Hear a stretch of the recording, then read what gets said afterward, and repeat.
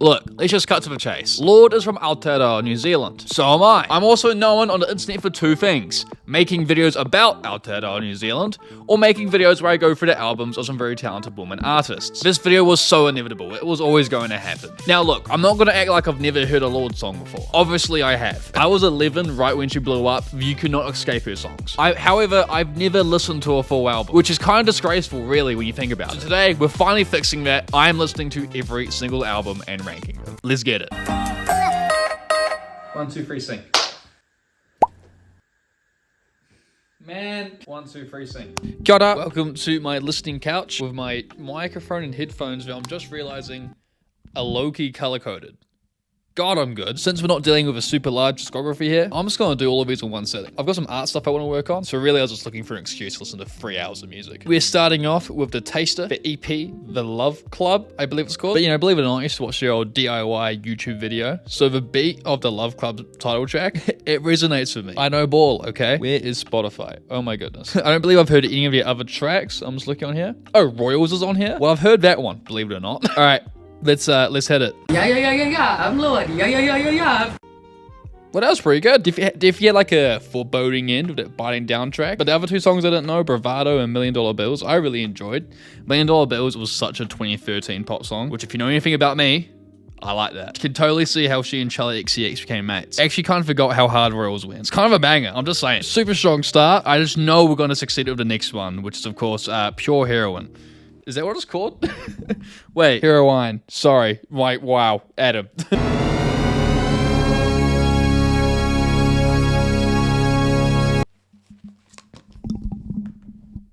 That was fantastic. This album goes so crazy. So many of these songs were just in the heads of everyone I went to school with. Which, like, listening to it now, and without the context of her being, you know, the hometown hero, is kind of hilarious. It's not exactly a broad appeal pop album, but listening to it as an adult and also like with the added impact of nostalgia, God, this album's so good. I've never listened to the full album before, but I knew more of the songs than I remember. I forgot how hard Glory and Gore goes. Damn. But I mean, like, the fact that this just starts with tennis court, like, it's hard to go wrong. I hadn't listened to the original in so long. I listened to the Flume remix a lot. It's my running playlist. But it's top 3 on the album. The Buzzcut Season was one of my favorites when I was younger. And I haven't listened to it in a few years, but it's aged brilliantly. This also came out in 2013. Huh. Yeah, it doesn't sound like that. This album could have a way more recent release date on it, and I would not blink an eye. Just an incredible project. To be honest, I think it's going to be hard to beat for me in this collection, but we'll see. Next up is Melodrama, which people froth. So, you know, I believe I've heard maybe 2 songs on this album, so I am looking forward to this. Dad, Lorde's music is actually really good. Well, that was a lot. Oh my goodness. That was a very beautiful album. I feel like the biggest emotional roller coaster she's given us thus far. Some very like upbeat, very poppy sounding songs.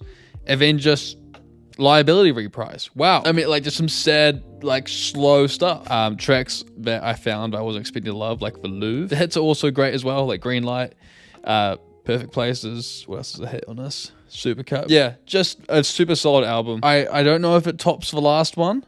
It could. I don't know. These are going to be difficult to rank. I'll say that much. Next is the one I'm nervous about. Solar Power. Look. I know you're expecting it already.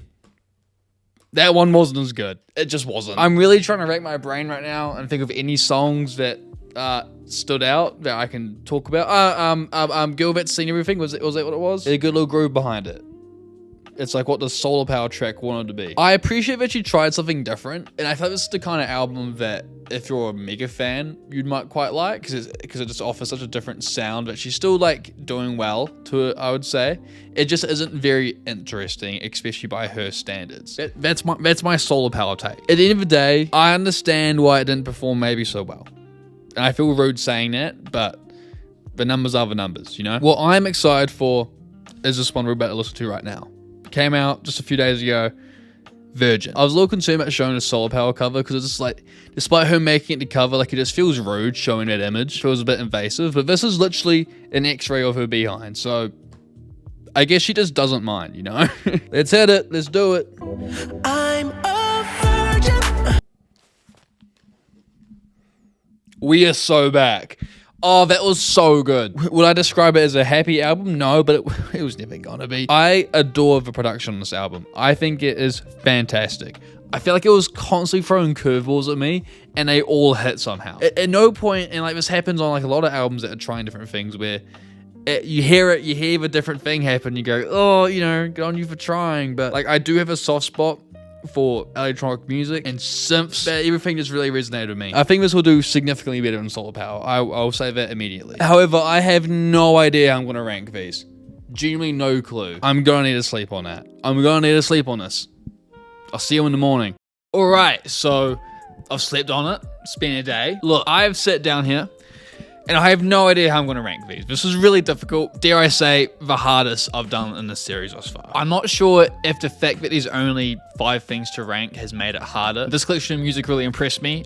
Despite me not knowing what's number 1 right now, I have to make that as we go, but I do know what number 5 is, and there's Solar Power. By far and away, this is the weakest project, and it's a real shame that it's also the longest. Doesn't help it at all. As I said in my initial reaction, I appreciate that she tried something different with this. It does sound distinctly different from the rest of her projects. There's a very strong summary, you know, lots of strings, and it's like music that I feel like was made not in a studio, but like in a grassy field next to a stream on a really sunny day. There's absolutely some good qualities in the music here. It just is a bit boring. I'm sorry. At least compared to what else she's done, you know? Next would be the Love Club. Again, this is such a short and early project. It's hard for it to really have the same impact as the other albums did. That being said, I do think it's still better than Solar Power. There just isn't a bad song in it. The last track was maybe a little drawn out, but it was a really good way to start this experience. I always love when the first album's good, you know, or the first like music I listen to in this. It makes the mindset going into the rest of it just so much easier. All right, now after that, it gets really tricky. At third, rounding out our podium. At third, I am going to put Virgin. This album's an interesting one for me because I really appreciate a lot of what it was trying to do, especially in terms of production. As I was saying, it was throwing like those curveballs and they were hitting every time, at least for me. But despite that, there wasn't really like a moment that just really resonated with me and made me go, oh yeah, this is like impacting me. Plenty of highs and like good moments, but when I compare it to the other 2 that we're going to talk about, it just simply isn't hitting the same. I can't in good faith put it any higher than number 3. Okay, this gets even more difficult. No, actually it's not. I know how I feel. I just know many won't agree with me, and it's okay. At number 2, I have Melodrama, which logically means number 1 is Pure Heroine. This really could go either way for me. Melodrama definitely feels like the more complete art piece, and it's not just because the cover's really good, although it does have an impact, obviously. But as a body of music, I just am always going to resonate with Pure Heroine more. It really isn't fair, low-key. I just had a great time listening to that album. I don't know what to tell you. But talking more about Melodrama, this album really is Lorde at her best in a lot of ways. I think I'd be more likely to listen to this album back-to-back more often than the other, and it just delivers a lot of those beautiful moments where a song ends or lets you sit for a second, and it's like, wow, that meant something. It's almost hard to talk about it and why you like certain parts of it without being vulnerable, which is kind of beautiful. But also, this is a YouTube video. You don't know me. I don't want to make this deeper than it needs to be. So I'll just leave it in saying that this album really is something worth listening to. If you have any enjoyment of her music at all and somehow haven't listened to this, like me, absolutely worth to listen. But only one of these starts with Tennis Court, you know? Like, look, it's most likely nostalgia talking, but Pure Heroine just bang. An album that has Tennis Court, Royals, Ribs, Team, Buzzcut Season, Glory and Gore. What am I forgetting? Just that goes off the top of my head. That's like most of the album already. Like, it's just very rock solid. There's just simply more standout tracks, and I just know for a fact I'm going to listen to those songs more often than the rest because it's what I've been doing already. If you only found Lorde as an adult, I would imagine most people's favorite would be Melodrama, and I could totally see Solar Power having its fans. But for me, it's Pure Heroine. That's my number 1. Thank you for watching this video. As per, let me know how much you hate my ranking in the comments. Always interesting to see other perspectives. I got roasted big time in the last one I did. My fault. Subscribe if you haven't already. If you enjoyed this video, hit the like button. If you didn't, then just let it be, man. How'd you even get to this point? Anyways, stay hydrated, stay healthy. I will catch you later. Once again, thank you for watching. Bye.